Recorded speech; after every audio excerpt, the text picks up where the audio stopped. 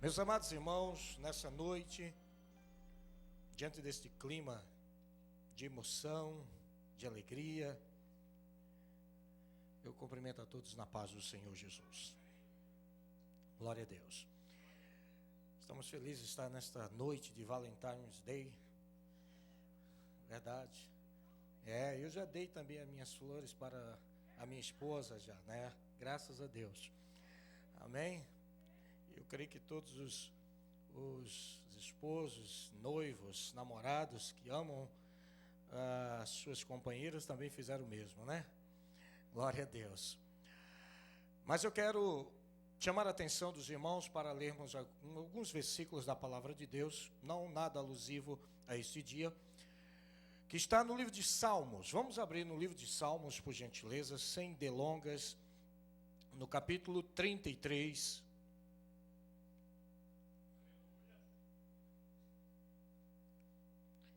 Vamos ler alguns versículos.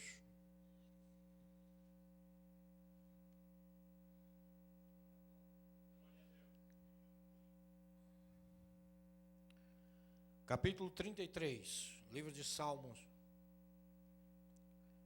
versículo 13, 14 e o versículo 18. Todos encontraram? Nos diz assim a palavra do Senhor. O Senhor olha desde os céus e está vendo a todos os filhos dos homens. Da sua morada contempla todos os moradores da terra. Versículo 18.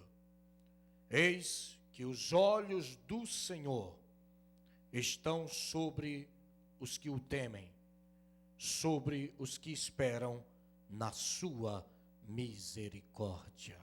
Amém. Quantos podem dizer amém? Louvado seja o nome do Senhor para sempre. Glória a Deus. Quando eu começo a meditar nesses versículos do salmista,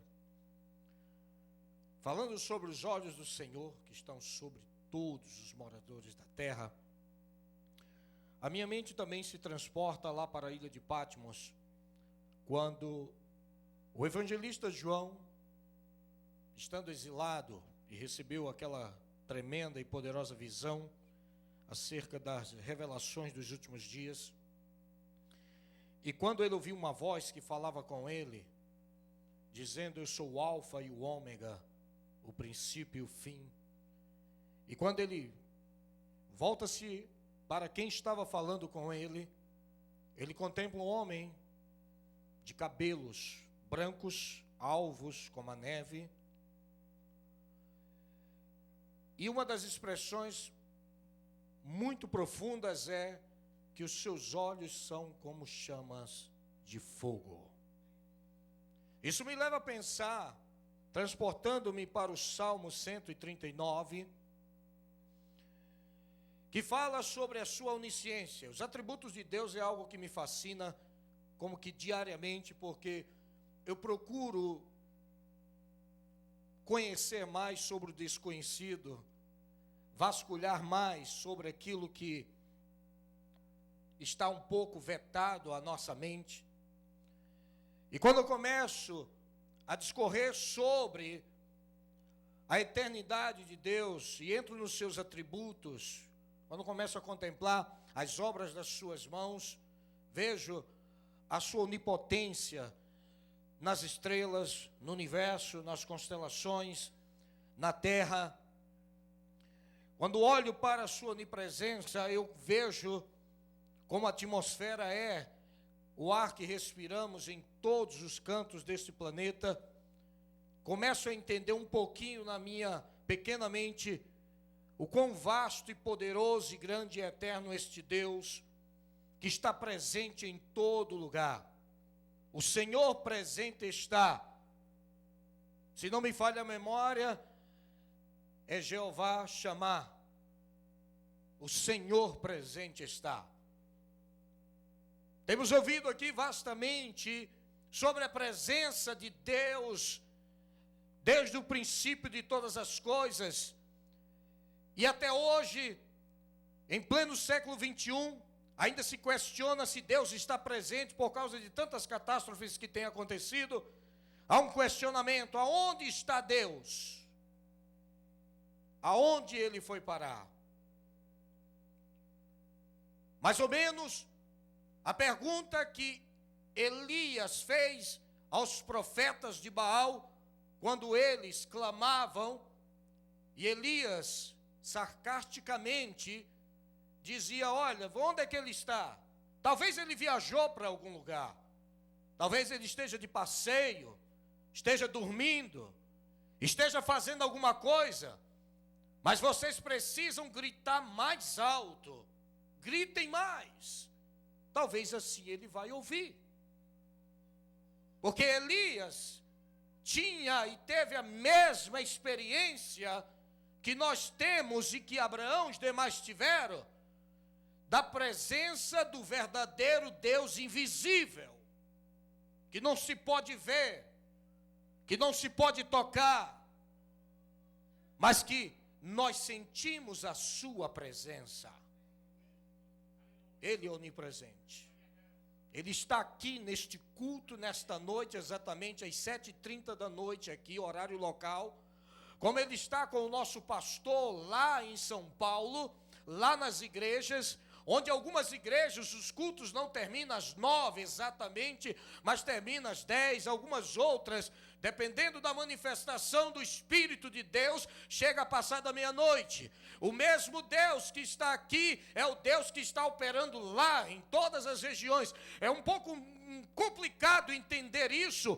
Como é que ele pode estar nesse culto aqui na cidade de Raianes e está lá em São Paulo, está lá no Rio, está em Goiânia, está em Santa Catarina, está em todos os lugares, em outros países ao mesmo tempo? Uma coisa nós entendemos: ele é Jeová Shammah, o Senhor presente está. Isso eu entendo. Mas dentre os seus atributos, a sua imutabilidade, a sua eternidade, o que mais, particularmente a minha pessoa, eu tenho falado isso para os nossos alunos, o que mais me fascina, eu procuro entender um pouco mais, cada dia eu estou numa busca de entender mais, esse atributo chamado onisciência. Não existe ser no mundo físico, metafísico, no mundo espiritual, que tenha esse atributo, que é saber todas as coisas, conhecer todas as coisas, ver todas as coisas. O salmista chegou a dizer: eu ainda estava informe no ventre da minha mãe, e ali tu vias, me contemplavas de que maneira terrível eu estava sendo formado. Aleluia. Eu, o pastor Marcos, os demais pastores que estão aqui, que daqui do púlpito consegue contemplar todos ao mesmo tempo, sabemos, com esta visão limitada e que transmite através da retina, entra para o nosso cérebro e conseguimos ver, vemos pessoas aqui com roupas de cores diferentes, rostos diferentes. Alguns rostos estão alegres, outros estão emocionados com a declaração de amor feita agora há poucos minutos, o pedido de casamento feito agora há pouco. Vemos alguns estar com o rosto, um semblante triste, outros apreensivos, outros assustados, outros preocupados. Vemos de um modo geral, porque somos limitados, não podemos saber o que está se passando. Mas o Deus que nós dizemos que cremos, e que eu falo por mim mesmo, que eu creio e sei que Ele existe, Ele não vê da forma que nós contemplamos. Os seus olhos, como chama de fogo, adentra nos nossos olhos e vê o que está dentro de nós, dentro deste corpo. Porque os seus olhos vai, por meio da sua palavra, até a divisão do sobrenatural, da divisão da alma e do espírito. Ele sabe nesse exato momento como foi o seu estado emocional, psicológico, que você entrou aqui nesta noite. Muitas das vezes, nem tudo que se vê no rosto é o que está se sentindo. A expressão popular que diz que quem vê cara não vê coração.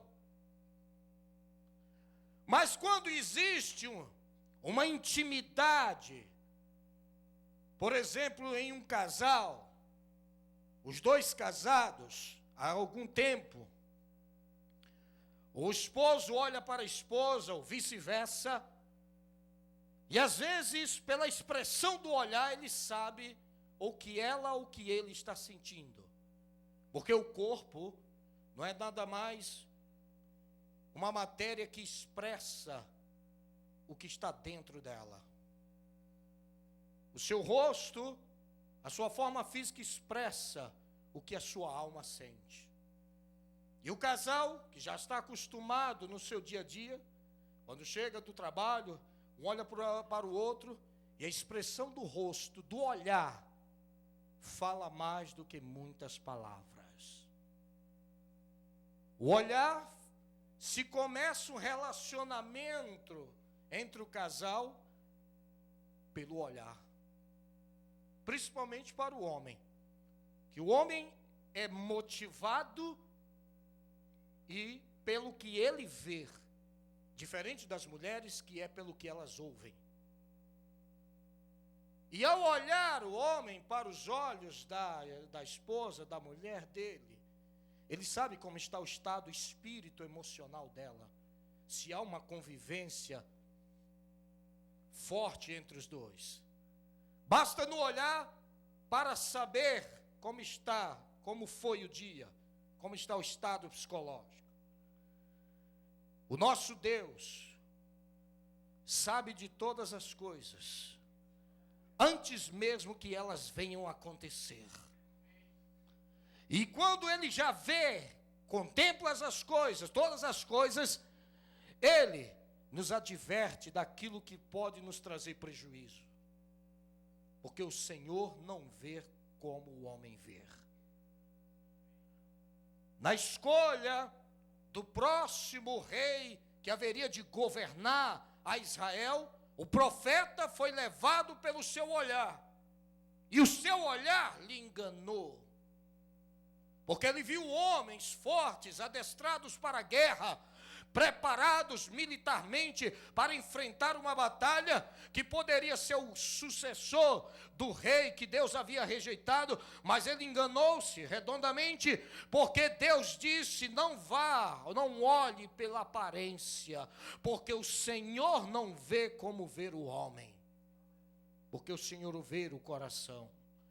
Nesta noite, os olhos do Senhor estão repousando sobre você e sobre mim, sobre cada um de nós. Da sua morada, Ele contempla todos os moradores da terra. Não existe nada, absolutamente nada, que possa fugir do olhar de Deus.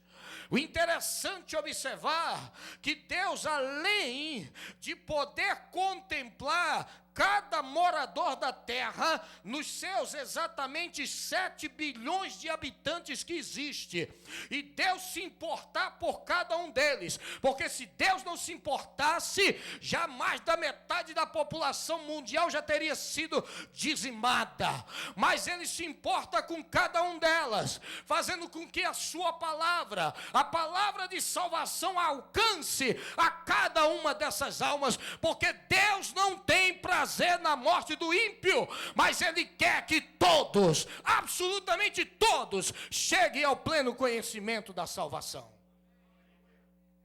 Amém? Ele contempla, Ele está vendo a cada um.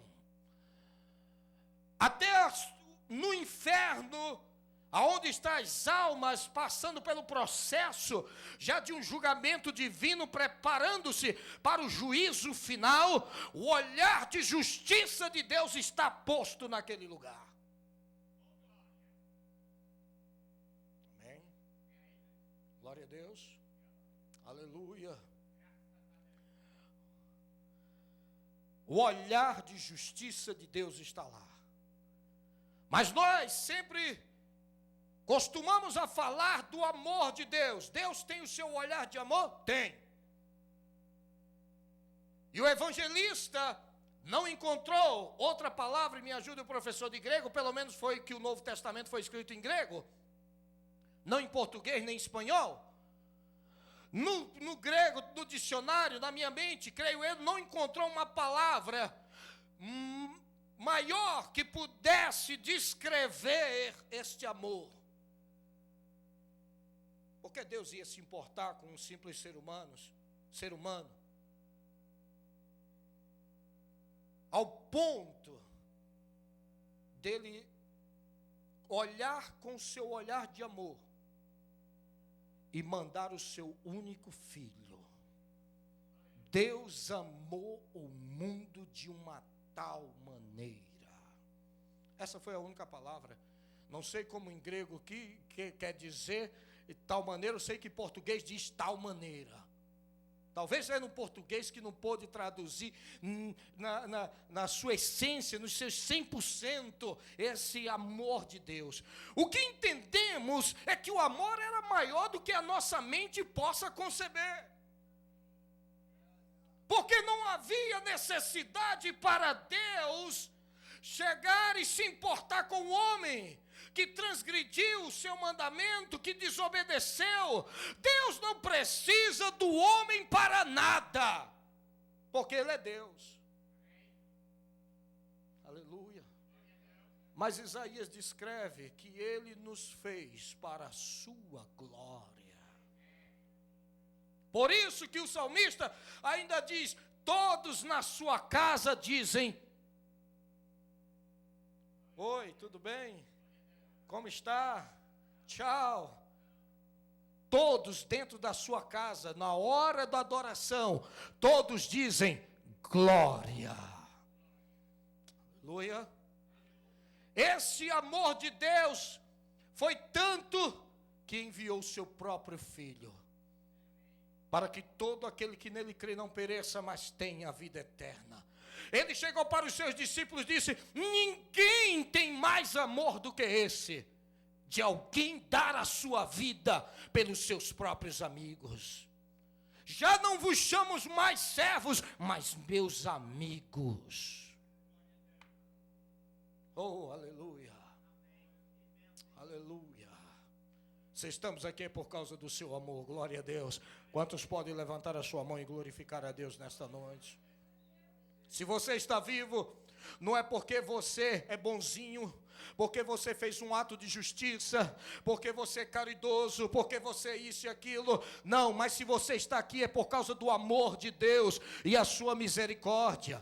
O olhar de amor de Deus está sobre toda a humanidade hoje, para salvá-los e dar a vida eterna por meio de Cristo Jesus. Eu vejo um segundo olhar, quando o salmista disse que os olhos do Senhor estão sobre os que habitam na terra. Eu vejo o olhar de misericórdia da parte do Senhor.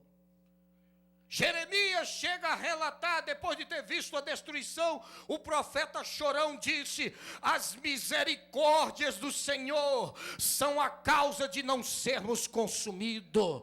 Já o salmista no Salmo 103 diz que Ele não nos trata segundo os nossos pecados, nem nos retribui consoante as nossas iniquidades, porquanto, como o céu está elevado sobre a terra. Agora imagine vocês, quantas distância, quantas milhas está o céu da terra. Se você for basear em ano-luz, um ano-luz é equivalente a 300 mil quilômetros, um ano-luz.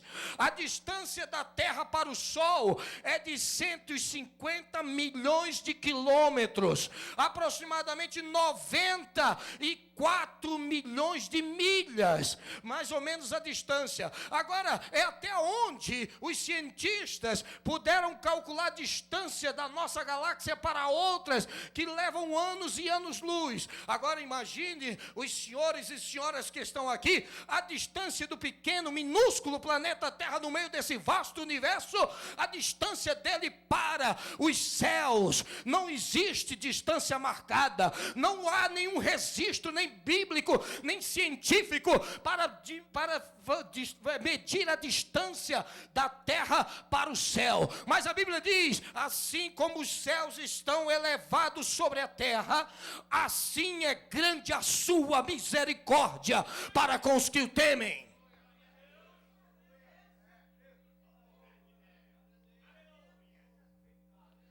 Você está entendendo por que você está aqui nesta noite?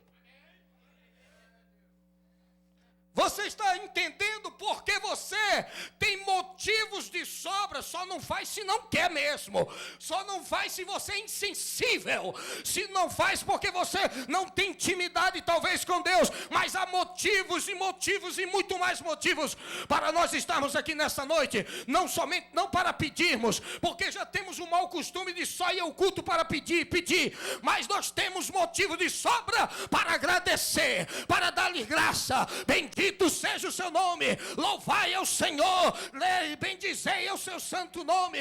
Esse deve ser a verdadeira razão de adoração da igreja para com Deus, porque a sua misericórdia dura para sempre. Amém? Interessante que a sua misericórdia dura para sempre faz parte da maior parte dos hinos da Bíblia. O povo de Israel venceu uma batalha cantando um hino que Deus mandou os 120 sacerdotes tocar trombetas, mandou os 4.000 coristas estar na frente do exército, mandou os 3 maestros estar preparados para dar o sinal de louvor, 24 bandas, já imaginou, cadê o irmão que toca? 24 bandas, não sei como é que seria ao mesmo tempo, 4.000 vozes de coral, pastor Zezinho, para cantar um hino grande igual aquele.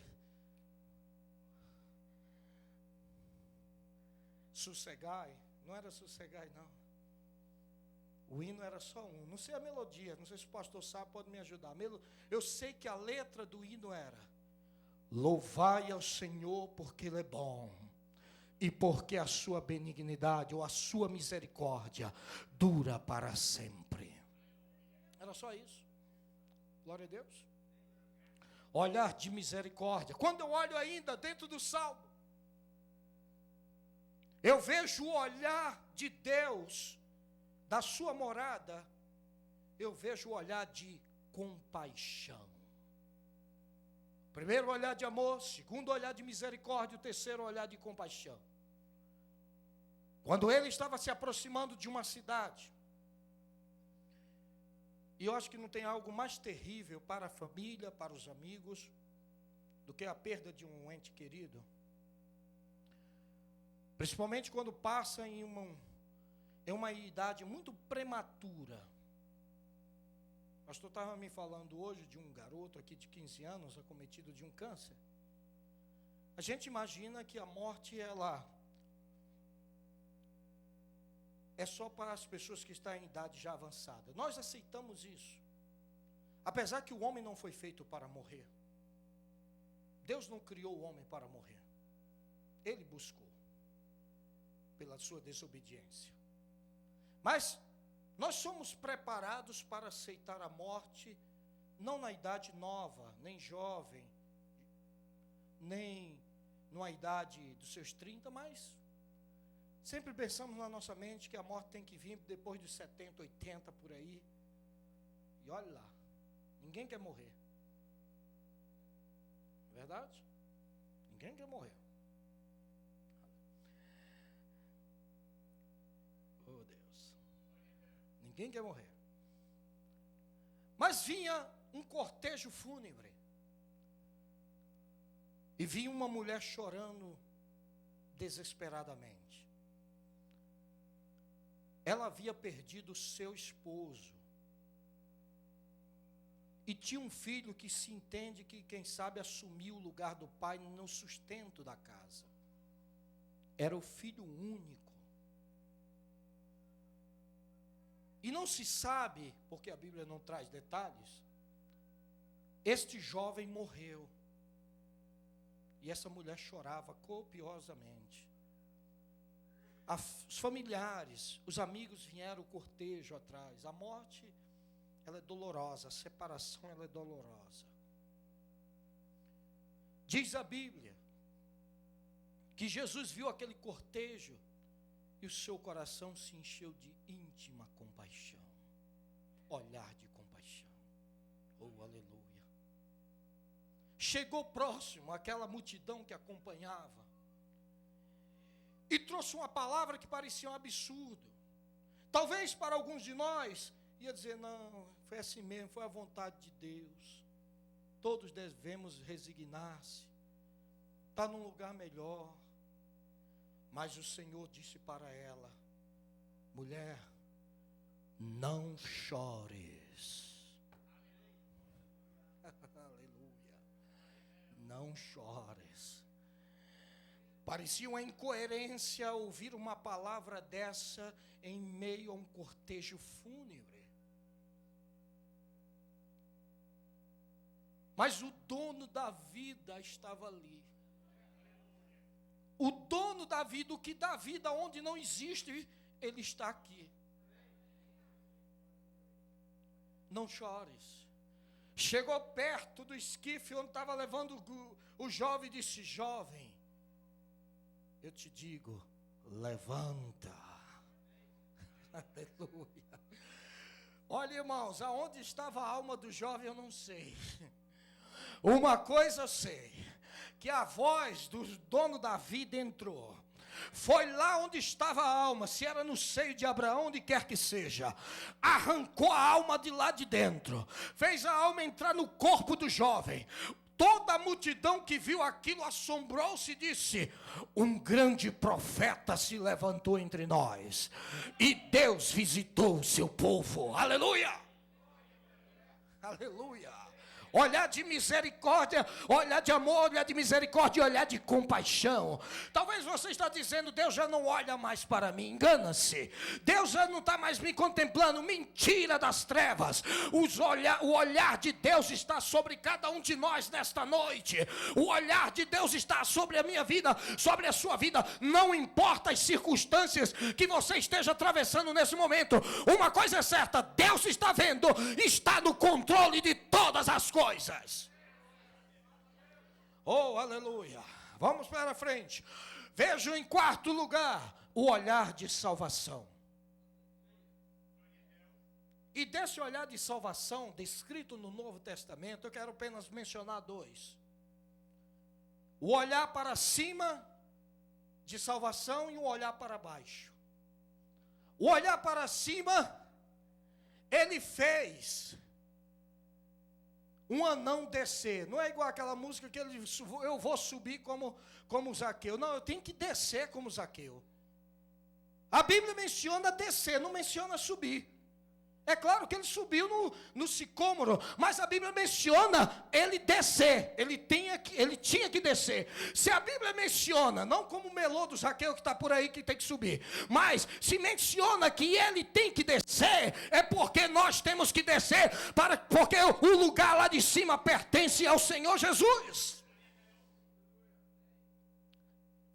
Olhar de salvação, viu lá o anão e disse, desce depressa. E não mandou descer depressa, não foi devagar não, desce depressa, porque hoje convém pousar em tua casa. Chegou lá, e quando chegou lá ele disse, o que desceu não o que subiu, né? Porque deve ter outro Zaqueu nesse melô. O Zaqueu que desceu da Bíblia foi o que desceu. Quando ele desceu, viu a obra e as palavras que o Senhor disse, falou para ele, ele disse, olha, se eu, Senhor, eis que eu dou a metade dos meus bens aos pobres, e se eu tenho defraudado alguém, eu vou restituir 4 vezes mais. O Senhor disse, hoje veio salvação a esta casa. Aleluia. Hoje veio salvação a esta casa. Olhou para cima, desceu Zaqueu. O para baixo, passou na mesma cidade. Havia um cego filho de Timeu que não via nada, mas ouvia. E tem gente que ouve mais do que vê. E tem gente que vê mais do que ouve. E tem gente que fala mais do que ouve. Mas tem gente que ouve mais do que fala.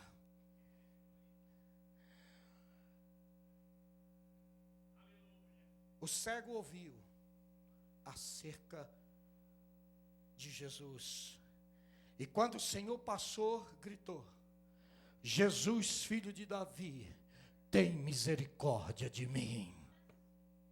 Jesus virou e ele veio, rompendo a multidão. Jesus só perguntou para ele: que queres que eu te faça? É a pergunta para mim e para você nessa noite. Que queres que eu te faça? Senhor, o que eu mais estou precisando, eu quero é ver. Então vê, a tua fé te salvou. Aleluia. Oh, glória. O olhar de justiça, como dizemos, está também o olhar de justiça de Deus no inferno. Porque os homens estão ordenados a morrerem uma só vez. Vindo depois disso o juízo. Olhar de justiça de Deus. Mas eu quero adiantar e quero parar rápido nos poucos minutos que tenho. No olhar de lágrimas do Senhor Jesus. A Bíblia chega a mencionar precisamente 2 vezes que Jesus chorou. Há uma especulação que ele chorou a 3ª vez, mas a Bíblia só menciona 2. Aleluia.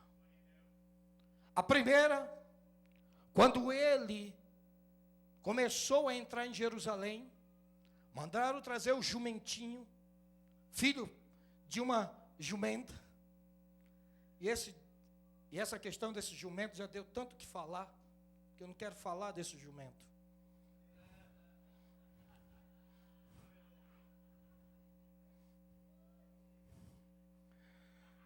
Eu quero falar do que estava sentado sobre o jumento. Glória a Deus. Aleluia. E ele assentado sobre o jumentinho, conforme a profecia dizia, as crianças estavam gritando, o povo estava cantando e clamando: Hosana, Hosana, Baruch haba besher Adonai, bendito aquele que vem em nome do Senhor. Aleluia. E ele entrou. Quando ele entrou, ele disse: Jerusalém, Jerusalém, tu que matas os profetas a quem eu tenho enviado. Quantas vezes eu quis te juntar, como a galinha junta os seus pintinhos, e tu não quiseste, Jerusalém. Em outras palavras, se ao menos conheceste este teu dia. Oh, aleluia. Se ao menos tu conhecesse este dia, o dia que o Senhor estava entrando. E diz a Bíblia que Jesus chorou sobre a cidade. Dias virão que entrincheirão os teus inimigos. E começou a profetizar a destruição de Jerusalém. Essa é a primeira referência que temos sobre as lágrimas do Filho de Deus. Agora é interessante observar que parece uma incoerência, um paradoxo, Jesus chorar em momentos, ou num momento que era de alegria. Em momentos que ele deveria chorar, ele não chorou. No jardim do Getsemane, quando ele orou a oração, a mesma oração 3 vezes, dizendo: Pai, se possível for, passa de mim esse cálice sem que eu beba. E diz a Bíblia que a angústia dele no Getsemane era tanto que ele começou a suar grandes gotas de sangue. Mas a Bíblia não menciona que ele chorou. Mas não seja feita a minha vontade, mas a tua vontade.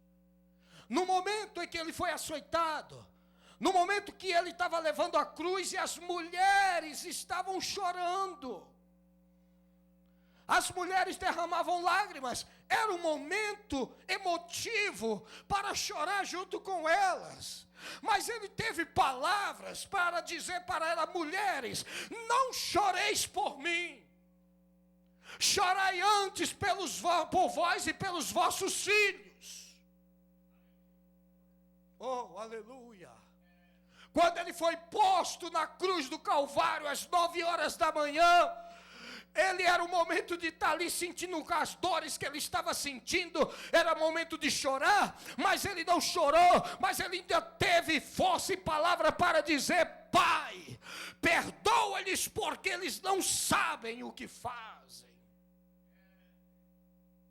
Quando deu meio-dia e houve trevas, e segundo se entende, foi em toda a face da terra, não foi um eclipse como alguns supõem, mas em todo, parece que dá a entender que o sol inteiro se apagou, e ele sentiu a ausência do Pai, e clamou: Eli, Eli, lama sabachthani, Deus meu, por que me desamparaste? Era o momento também dele chorar, mas ele não chorou e disse: Deus, por que me desamparaste?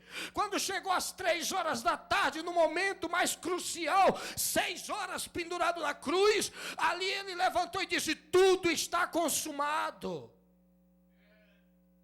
Mas Jesus não derramou uma lágrima ali. Mas o que me faz olhar, quando ele estava ali em Jerusalém, 2 irmãs, Marta e Maria.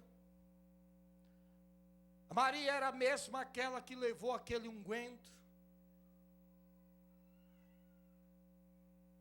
que a casa encheu daquele perfume, aquele unguento que ali estava, que ungiu os pés do Senhor. Aleluia. O seu irmão se enfermou. E isso era um domingo. E mandou um mensageiro lá. Parece que se entende que o mensageiro levou 2 dias para encontrar Jesus onde ele estava. Quando chegou lá, disse: olha, poucas horas depois que o mensageiro saiu, Lázaro morre. Quando chega o mensageiro, diz para ele: aquele a quem tu amas está enfermo. Essa é a mensagem que eu te trago. Esta é a mensagem que eu te trago. Aleluia. Jesus olha para os discípulos e diz: esta enfermidade não é para a morte, mas para a glória de Deus, para que o Filho do homem, Filho de Deus, seja glorificado por ela. Aleluia. Oh, aleluia. Jesus ainda tardou 2 dias. Ficou 2 dias no lugar. E depois os discípulos questionaram: mas Senhor, tu não ouviste não que... Eu sei, eu ouvi o mensageiro. Lázaro, nosso amigo, dorme. Aí os discípulos disseram: se dorme, está bem, né, pastor? Está tranquilo, já melhorou, passou a febre. Jesus abertamente disse: Lázaro está morto, mas eu vou despertá-lo. Quando falou do sono, ele está dormindo, mas vou despertá-lo do sono. Quis dizer também da morte, mas ele claramente falou: Lázaro está morto. Aleluia. E quando ele disse, passou-se já, era o 4º dia, ele disse: desçamos para a Judeia. Disseram: mas Senhor, há pouco os judeus queriam te matar, mas nós vamos lá. Aí surge um de quem menos se esperava, diz: bom, disse para os codiscípulos: bom, se ele for para morrer, vamos juntos morrer com ele também, que era Tomé. Estava disposto. E desceu, e foram juntos. Calcula-se que tinham mais ou menos uns 3 quilômetros entre Betânia e Jerusalém. Betânia, para ir para Jericó, tinha que passar por aquela rota, passar por Betfagé, Betânia, para ir para Jericó. Então, agora ele estava saindo de Jerusalém, indo lá da região da Judéia, indo lá para Betânia. Quando ele se aproximou, alguém viu ele lá. e foram avisar. Marta chegou na frente e em prantos, gritando, disse: Senhor, se tu estivesses aqui, meu irmão não teria morrido. Mas eu sei que tudo quanto pedires a Deus, Deus te fará, Deus fará. Aleluia. O Senhor disse: Marta, Lázaro, teu irmão, há de ressuscitar. Aleluia. Eu sei, Senhor, eu sei que ele há de ressuscitar, mas ele só vai ressuscitar na ressurreição do último dia, não é agora não. Porque as pessoas têm por meta crer somente do momento. Era impossível crer que uma pessoa, depois de 4 dias na sepultura, voltasse à vida, porque já estava em estado de decomposição, de putrefação. Ainda não tinha posto, até pelo menos ao 3º dia, mas calcula-se que na 4ª-feira de manhã já tinha posto a pedra, porque a tradição dos judeus cria que a gota de fel da ponta da lança do anjo da morte só ia chegar no fim do 3º dia para o 4º dia. É quando eles acham que o espírito ainda permanecia no corpo. E quando era no 4º dia, tinha que pôr a pedra, porque já não tinha mais como ter a esperança dele voltar à vida. Se fosse ainda no 3º dia, e aí está a razão, porque Jesus tardou 2 dias ainda para provar que ele é o dono da vida. Para quebrar a tradição, o pensamento, ou a hipótese, a especulação dos judeus de dizer, não, era 3º dia, era o 2º dia ainda, ele não ressuscitou coisa nenhuma, não.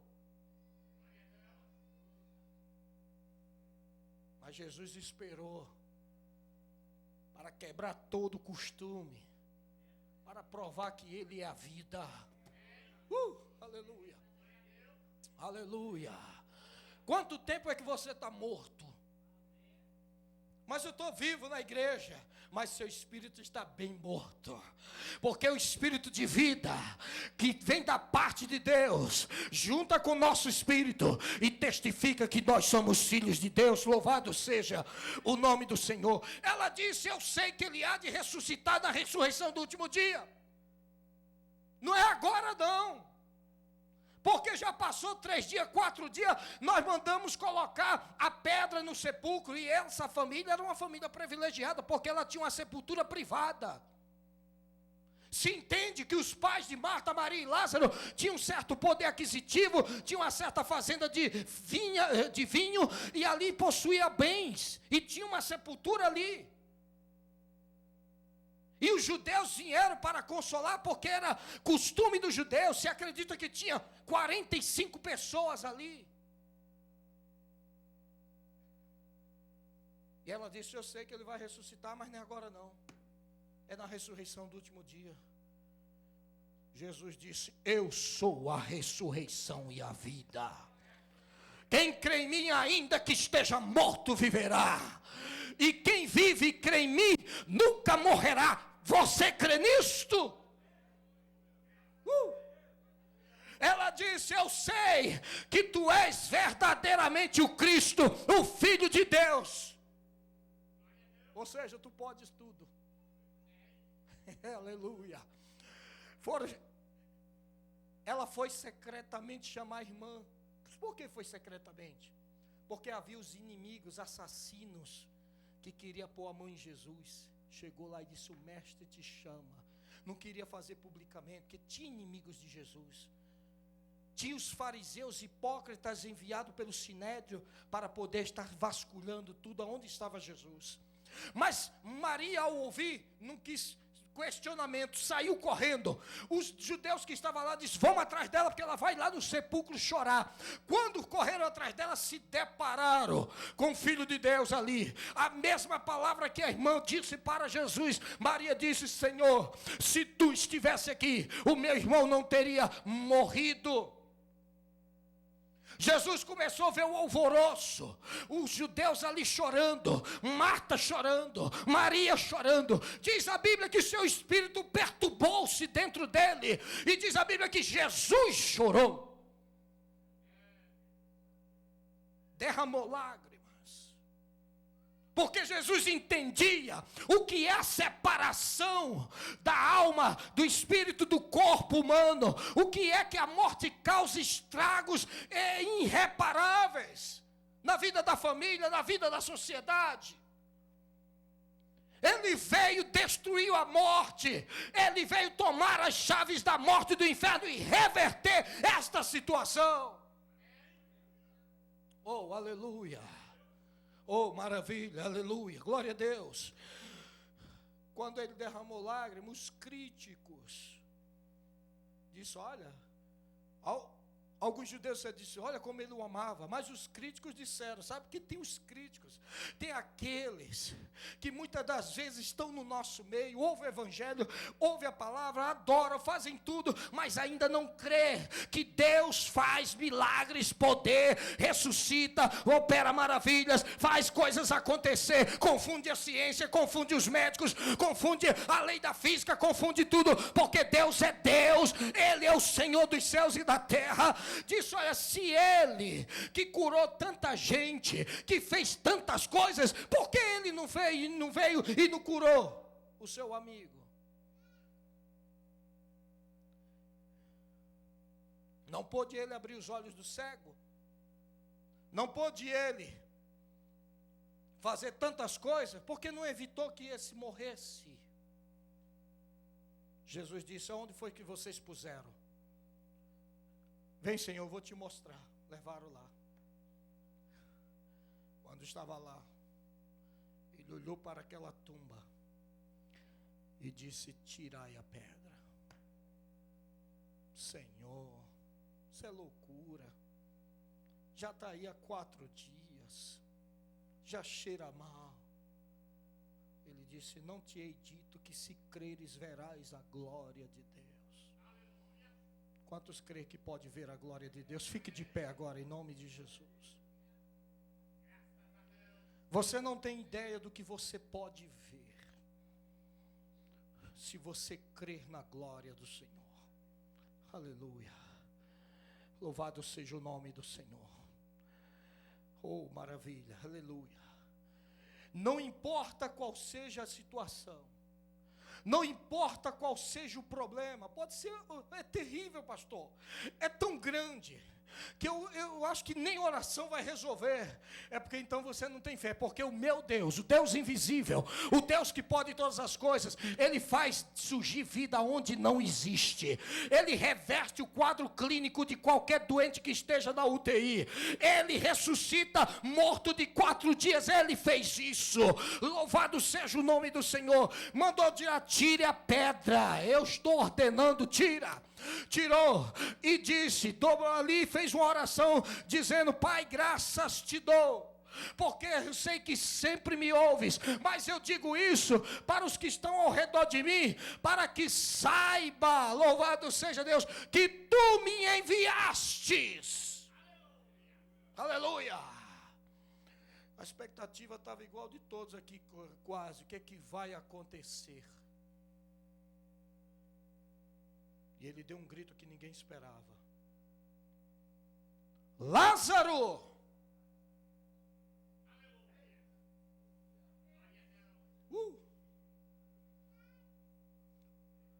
Lázaro já não estava mais ali. Estava só o corpo decomposto.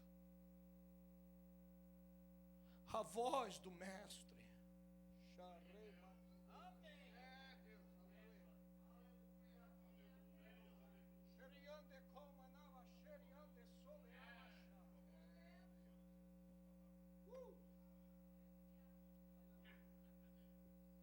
Aleluia. A voz dele foi buscar Lázaro onde ele estava. Aleluia. Lázaro não estava na sepultura, porque os pais já estavam sepultados ali também. O corpo de Lázaro estava, mas Lázaro não estava ali. Quando Jesus deu um grito, Lázaro!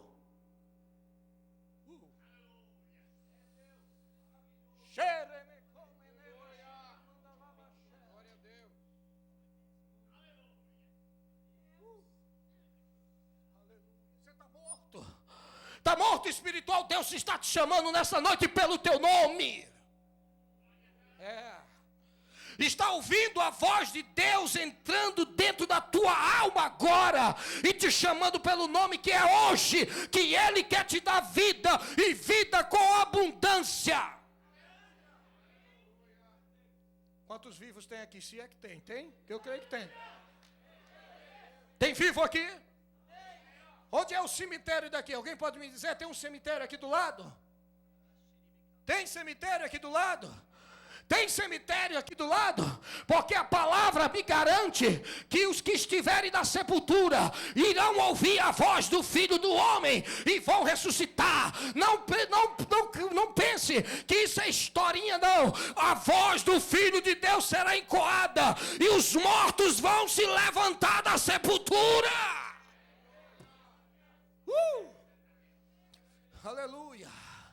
Quem está vivo, quem crê em mim está vivo, nunca verá morte. A morte espiritual não vamos ver. Você está vivo nesta noite? Está vivo? Ou está lá dentro da sepultura?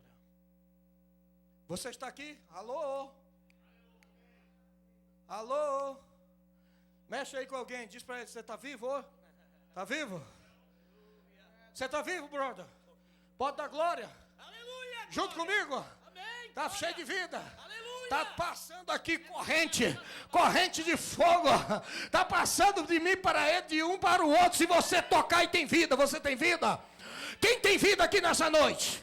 Eu faço um desafio nessa noite. Se você tem vida na tua alma, no teu espírito, no teu corpo, toca quem estiver do lado, porque ele vai sacudir todo, ele vai se mexer todo, ele vai se encher da glória do Senhor, porque onde há vida, há a glória de Deus. Mas tem gente que é igual boca de siri, sabe como é que é, irmãos? Tem gente que parece que é pior do que uma geladeira, parece que ele está num culto, como se estivesse numa reunião política, como se estivesse em outro lugar. O povo está no Brasil, no Rio, na Marquês de Sapucaí, dançando e gritando e pulando para os orixás, para os guias, para Umbanda, para todo tipo de feitiçaria, e não se cansa em gritar. E nós estamos na casa de Deus e não criamos vergonha na cara para glorificar o dono da vida, que está aqui nesta noite e que merece honra e glória para sempre. Eu fico sem voz nessa noite, mas eu quero ficar glorificando a Deus.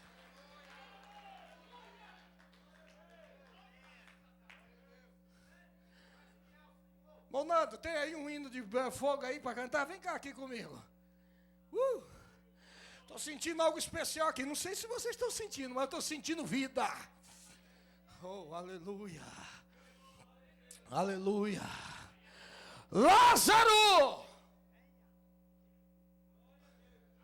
Lá estava Lázaro no seio de Abraão.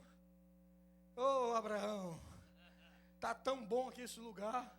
Jeremias. Ouvi falar das tuas profecias. Isaías. Estava lá todo mundo se alegrando. De repente lá tinha um abismo no meio, estava lá o Hades, o inferno. Vai uma voz da terra, lá da terra, sai de lá de Betânia, entra na sepultura, entra na terra, entra no mundo espiritual, passa ali pelo Hades, dá uma curva pelo abismo, chega no seio de Abraão e se ouve: Lázaro, vem para fora.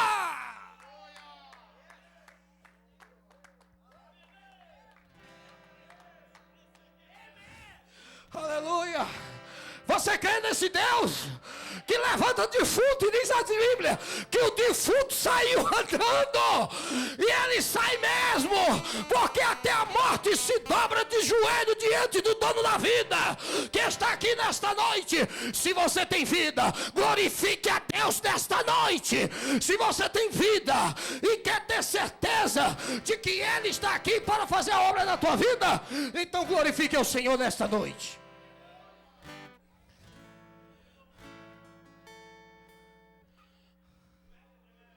Tem vida aí. Tem vida aí. A vida aí. Pode cantar, vai cantando aí alguma coisa de vida aí, manda fogo aí, aqui em nome de Jesus. Eu sinto coisa tremenda aqui em cima. Oh, reva lá, machéria, aleluia, aleluia. Hoje o pastor Marco vai dar pulo. Aleluia, glória a Deus. Bendito seja o nome do Senhor. Eu quero saber nessa noite, você que provou a vida, ou você que não tem e quer nessa noite, quer mudar a sua vida, vem aqui na frente agora. Vem aceitar Jesus como teu Salvador. Vem se reconciliar, porque Deus está te dando a oportunidade. A Bíblia diz: se você crê, você nunca vai morrer. Nunca vai morrer, porque Ele te dá vida. Tem alguma pessoa que estava afastado da igreja e quer voltar hoje? Venha. Nós queremos orar por você agora. Vem agora. Eu quero orar. Pode vir. Se a Viviane quiser vir com o esposo, pode vir. Já está ali, ela vem. Hoje ela quer se reconciliar. Ela vem hoje aqui para se reconciliar para Jesus. Onde tem, vem o esposo também. Está vindo também, pode vir. Eu sei que aqui é lugar de vida. Aqui não é espetáculo não. Aqui não é lugar de entretenimento não. Aqui é lugar de glória, de salvação, de unção do Espírito de Deus. Louvado seja o nome do Senhor. Tem mais alguém aqui nessa noite? Pode vir.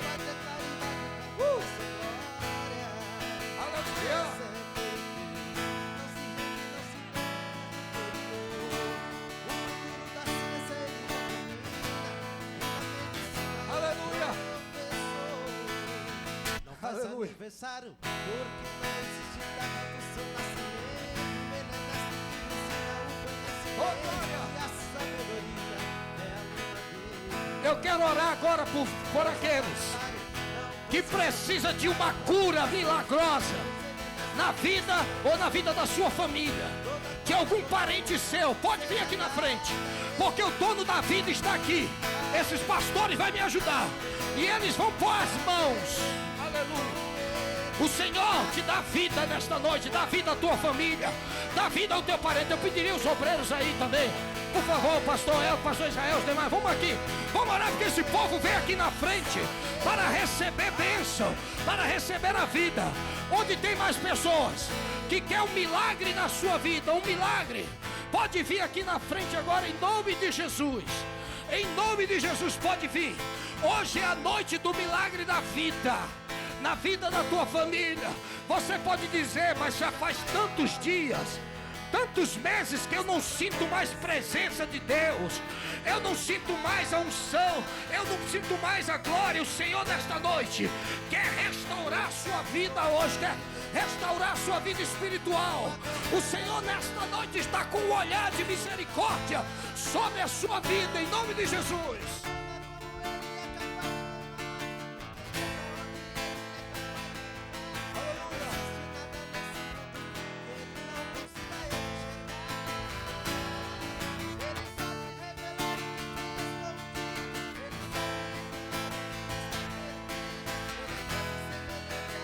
Querido Deus, no nome do Senhor, aqui estamos orando por estas vidas que estão se reconciliando, entregando as suas vidas para o Senhor.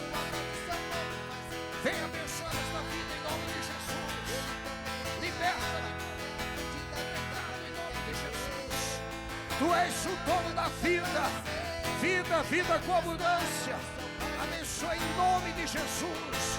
Derrama a tua bênção nessa noite sobre essas vidas, em nome de Jesus. Tu és o dono da vida, tu és o dono da vida, tu és o dono da vida, tu és o dono da vida, em nome de Jesus. É o dono da vida. Aleluia.